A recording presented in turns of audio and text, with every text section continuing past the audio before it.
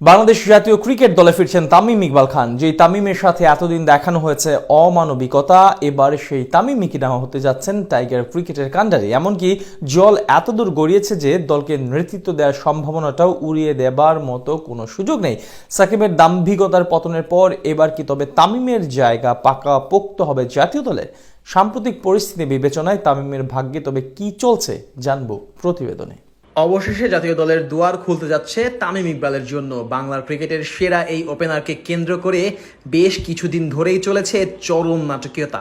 এক সময়কার সবচেয়ে প্রিয় বন্ধু সাকিব আল হাসানের সাথে ব্যক্তিগত দ্বন্দ্বের জেরে বলির পাঠা হতে হয়েছিল চট্টগ্রামের খান সাহেবকে।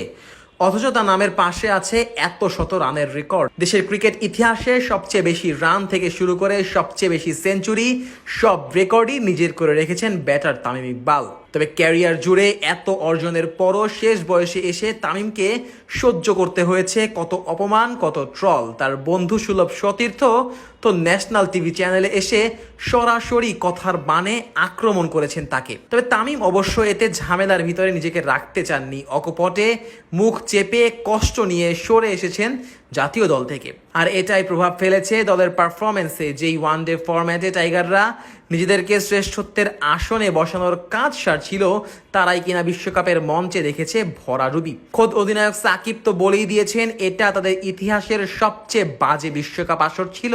ওপেনিং পজিশনে তামিম থাকলে হয়তো এতটাও ভরাডুবি হতো না টাইগারদের, এমনটাই মনে করেন কোটি কোটি ক্রিকেট ভক্ত। ওয়ানডে বিশ্বকাপের পর টি-20 বিশ্বকাপেও একই হাল সমীকরণের মার প্যাচে।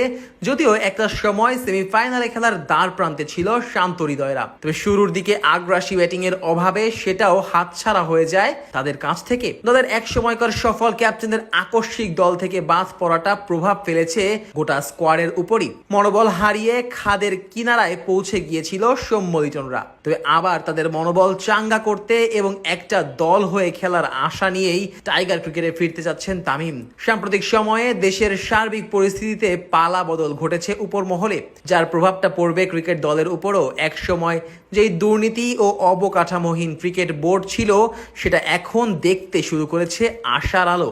আর এমন সময়ে তামিমই ধরতে পারেন দলের হাল, কেননা ক্যারিয়ারে খুব কাছ থেকেই ক্রিকেটারদের মনোবল ওঠা নামার এই চড়াই উতরাই দেখেছেন তামিম। তাই সার্বিক পরিস্থিতি বিবেচনায় তিনি পুরো চিত্রপটটাই পাল্টে দিতে পারেন। এমনকি তার অধিনায়কত্ব ফিরে পাওয়ার ব্যাপারেও রয়েছে যথেষ্ট সম্ভাবনা। অতীত রেকর্ড অনুযায়ী দেশের ক্রিকেটে তামিমের অবস্থানটা অনেকের থেকেই এগিয়ে। তাই তো তামিম ফিরে আসলে তাকে অধিনায়ক করা হলেও অবাক হবার কিছুই থাকবে না। তবে এখানে কথা থেকেই যায় তামিম আসলে কি চায়। হুট করে টিম ম্যানেজমেন্ট ও সংশ্লিষ্ট ব্যক্তিদের সাথে তার মনোমালিন্যের পর থেকে অন্যান্য ক্রিকেটাররাই বা তাকে কেমন চোখে দেখবে সেটা ভাবাবে তামিমকে, যার ফলে তার সিদ্ধান্ত আদৌ খেলার পক্ষে থাকছে কিনা সেটা নিয়েও চিন্তা করছে বোর্ড। তবে কোটি ক্রিকেট ভক্তের আশা, এখনকার সময়ে এসে তামিম ঠিকই বিপদের মুখে দলের হাল ধরবেন, যেমনটা তিনি ধরেছেন তার গোটা ক্যারিয়ারে।